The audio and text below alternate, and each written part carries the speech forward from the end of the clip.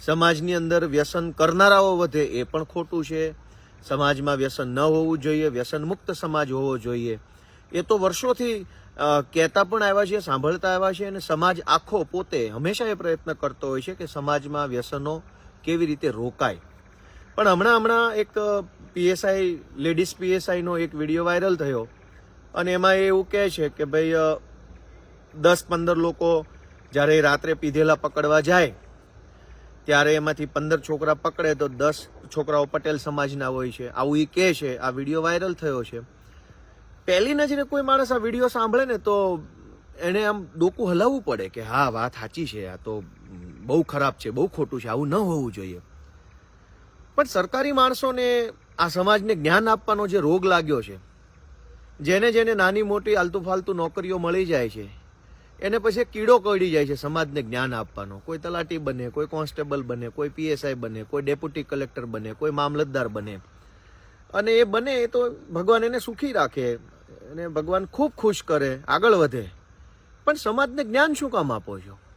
કેમ કે આપણે કાચના ઘરમાં રહીએ છીએ. સરકારી માણસોની એટલી હિંમત નથી કે ગમે તેવું અધમમાં અધમ, જૂઠમાં જૂઠ, હળાહળ અધમ કૃત્ય થતું હોય તો પણ પોતાના ઉપરી અધિકારીને ધ્યાન દોરી શકે, સૂચન આપી શકે, રોકી શકે, એવી ઓકાત ગુજરાતના એક પણ સરકારી માણસમાં નથી.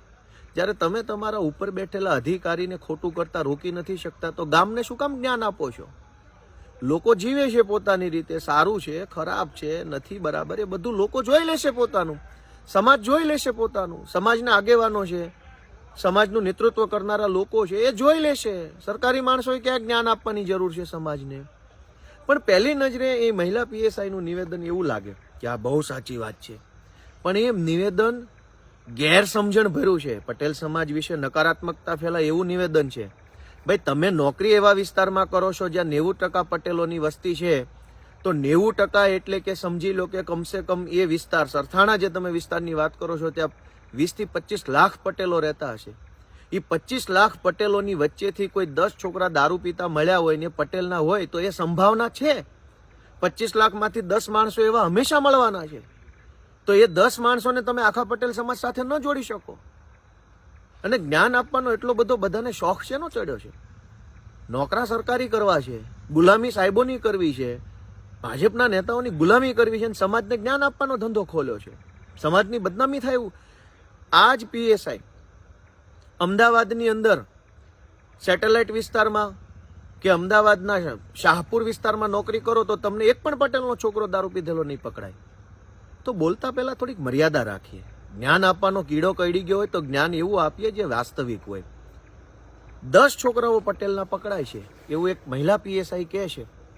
15માંથી 10, 15 પીધેલા પકડો તો 10 છોકરા એમાં પટેલના હોય છે એવું મહિલા પીએસઆઈ કહે છે.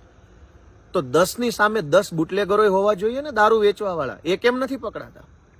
તમારે સમાજને જ્ઞાન જ આપવું છે, સમાજને ગુજરાતની નજરોમાં બદનામ જ કરવો છે. તો એવું જ્ઞાન આપો ને કે એ 10 છોકરાએ ક્યાંથી દારૂ પીધો એ કેમ નથી પકડતા? તમે તો બહુ મોટા સિંઘમ બનવાની કોશિશ કરો છો, ફિલોસોફી કરો છો કે હું તો છોડું જ નહીં, લોકઅપમાં બેસાડી દઉં. તો બુટલેગરોને બાજુમાં લોકઅપમાં બેસાડો. 10 છોકરાએ દારૂ પીધો હશે તો ક્યાંકથી ખરીદ્યો પણ હશે, કોઈએ વેચ્યો પણ હશે. તો એવું કેમ થાય છે કે કાયમ પીવાવાળા જ પકડાય છે ને વેચવાવાળો ક્યારેય નથી પકડાતો? એ 10 પટેલના છોકરા જે તમે કહો છો કે ભાઈ અમે પકડીએ છીએ, એ 10 ને પૂછો કે ભાઈ ક્યાંથી ખરીદ્યો, પણ અને કોણે વેચ્યો, કઈ ગલી, કઈ મોહલ્લો, કયો ઘર, કયો વ્યક્તિ, કયો મોબાઈલ નંબર પૂછો, અને જેણે દારૂ ગુજરાતમાં વેચ્યો છે એને પકડીને પૂરી દો. પણ નહીં, ત્યાંથી તો હપ્તા આવે છે. તમને નહીં આવતા હોય તમારા સાહેબને આવતા હશે, તમારા સાહેબને નહીં આવતા હોય એના સાહેબને આવતા હશે. તો પછી પટેલોને બદનામ થાય એવું ભાષણો કરવાની ક્યાં જરૂર છે? અને પીએસઆઈ, મામલતદાર કે આજ બધાની ઓકાત ભાજપના નેતાઓ સામે શું છે બધા જાણે જ છે. ગુંડાઓ પોલીસનું માનતા નથી, બુટલેગરો માનતા નથી, ડ્રગ્સ માફિયાઓ માનતા નથી. અને શું સમાજને ઉપદેશ આપવા નીકળી પડ્યા છો કે સમાજમાં આમ થઈ રહ્યું છે ને તેમ થઈ રહ્યું છે? એટલે પટેલ સમાજની અપકીર્તિ થાય, ખરાબ દેખાય એવા નિવેદનો કરવાની જરૂર નથી. ઇન જનરલ કોન્ટેક્સ્ટમાં આપણે એવું કહી શકીએ કે આપણા સમાજમાં વ્યસનોનું પ્રમાણ વધ્યું છે, યુવાનો ખૂબ અવળા માર્ગે દોરાઈ રહ્યા છે, બધા ધ્યાન આપે, અમે પણ એમાં મદદ કરીશું, એવા ભાષણો કરી શકાય હોત. પણ 15માંથી 10 છોકરા પટેલના, એ તો તમે એવા પોલીસ સ્ટેશનમાં છો તમારી પોલીસ સ્ટેશનની બદલી કરાવી અને લિંબાયત પોલીસ સ્ટેશનમાં નોકરી લઈ લો. એક પણ છોકરો પટેલનો પીધેલો પકડાય તો કહેજો, મને જાણ કરજો. આટલું બધું જ્ઞાન આપવાની ક્યાં જરૂર છે? તમારી બદલી લઈ લો તમે ઉધના પોલીસ સ્ટેશનમાં, તમારી બદલી ડિંડોલીમાં લઈ લો, તમારી બદલી કરાવો તમે કોઈ એવા એરિયાની અંદર, વેસુમાં લઈ લો, નહીં પકડાય તમારે ત્યાં કોઈ પટેલનો.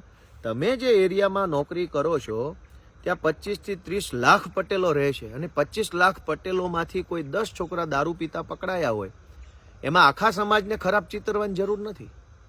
દરેક સમાજની અંદર 5 ખરાબ માણસો હોવાના જ, એ તમામ પ્રકારના ખરાબ ધંધો કરનારા હોવાના જ. અને દારૂ વેચવા વાળો કેમ ક્યારેય પોલીસ સ્ટેશનમાં નથી પકડાતો? પીવા વાળા હંમેશા પકડાઈ જાય, વેચવા વાળો ક્યારેય ન પકડાય. તો પીવા વાળાને તમે એવું રોજે રોજ જે 10 છોકરા પકડાય છે એને પૂછતા તો હો કે ભાઈ ક્યાંથી માલ ખરીદ્યો અને પકડો. અને હું તો ગુજરાતના ગૃહમંત્રીને વિનંતી કરું છું કે ગાંધીના ગુજરાતમાં દારૂ ક્યાંથી આવે છે આ મહિલા પોલીસને ખબર છે, પકડો એને અને એની ઇન્કવાયરી કરો એ લેડીઝ પીએસઆઈની. પટેલ સમાજ વિશે જે જાહેરમાં ખરાબ દેખાય એવું ભાષણ કરે છે એની ઇન્કવાયરી કરો.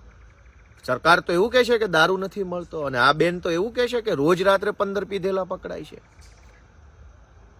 અને મારી બધા સરકારી માણસોને વિનંતી છે કે તમે એક નાની એવી મામૂલી સરકારી નોકરી, એ ડેપ્યુટી કલેક્ટરની હોય તોય શું, ને પીએસઆઈની હોય તોય શું, ડીવાયએસપીની હોય તોય શું, એક મામૂલી સરકારી નોકરી મળી જાય, નોકરી કરી ખાઓ, બાળ બચ્ચાનું ભવિષ્ય બનાવો, સમાજને ઉપદેશ આપવાનો ધંધો ન કરો રીલો બીલો બનાવીને. તમારું બુટલેગરો માનતા નથી, ગુંડાઓ માનતા નથી.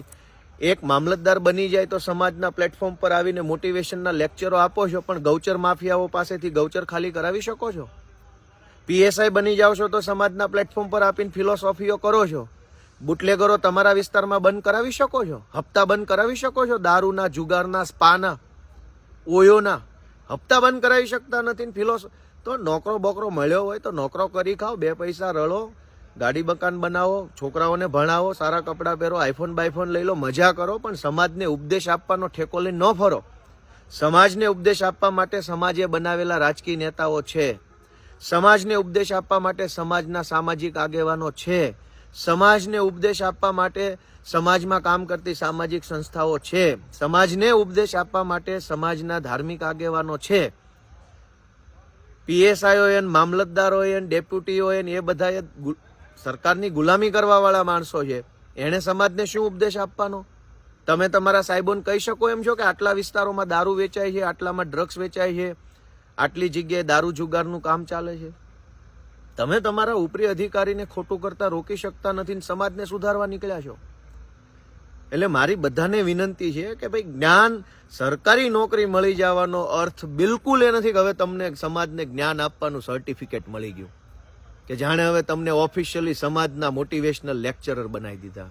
મારી બધાને વિનંતી છે કે સમાજમાં સારું પણ છે, ખરાબ પણ છે, દૂષણ પણ છે, સારું છે, બધું જ છે. સમાજ વિશાળ છે, આની અંદર સારા માણસો છે, ખરાબ માણસો છે, આની અંદર વ્યસન પણ છે, આની અંદર ભક્તિ છે, આની અંદર સારા વિચારો ધરાવતા બિઝનેસમેનો છે, આની અંદર રખડવા વાળા, બધું જ છે. પણ સરકારી નોકરી મળી જવાથી તમારે ઉપદેશ આપવાનું ટેન્ડર નથી મળી જતું. આ તો એક ફેશન આલી ગઈ છે કે જેને નોકરી મળે એટલે જ્ઞાન આપવાનું ચાલુ કરી દે છે. જ્ઞાન તમારા ઉપરના અધિકારીઓને આપો ને કે આટલું બધું ગુજરાતમાં અન્યાય થાય છે.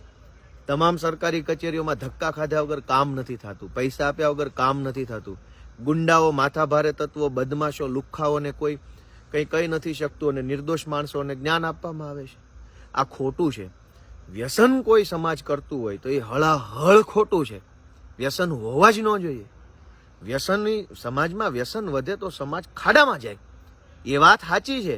પણ વ્યસન મુક્તિનો ઉપદેશ એ પોલીસ આપશે જે પોલીસ હપ્તા લઈને દારૂ વેચાવડાવે છે? કયો તમારા ઉપરી અધિકારીને રોજ 15 પીધેલા જો સુરતમાંથી પકડાતા હોય તો એનો અર્થ એમ છે કે સુરત સમાજને જ્ઞાન નથી આપવાનું. પીએસઆઈ મેડમ જાઓ સુરતના પોલીસ કમિશનર પાસે અને પોલીસ કમિશનરને કહો કે સુરતમાં આટલો બધો દારૂ ક્યાંથી આવે છે, એને જઈને જ્ઞાન આપો. એટલે બધાને મારી વિનંતી છે, પટેલ સમાજ હોય કે કોઈ પણ સમાજ હોય, 5 સારા માણસો હોય, 5 ખરાબ માણસો હોય. 5 ખરાબ માણસનો દાખલો લઈને આખા સમાજને લાંછન લાગે એવા શબ્દો વાપરવાનો કોઈને હક નથી. તમે પોતે પટેલ હો તો પણ તમને હક નથી. તમને પટેલ સમાજ પ્રત્યે લાગણી હોય તો તમારા વિસ્તારની અંદર પીધેલા પકડવાના બદલે દારૂ વેચવાવાળા પકડીને જેલમાં પૂરી દો અને કોઈ દિવસ ન છૂટે એટલી કલમો લગાવો. આટલી વિનંતી સાથે મારી વાત પૂરી કરું છું. જય હિન્દ.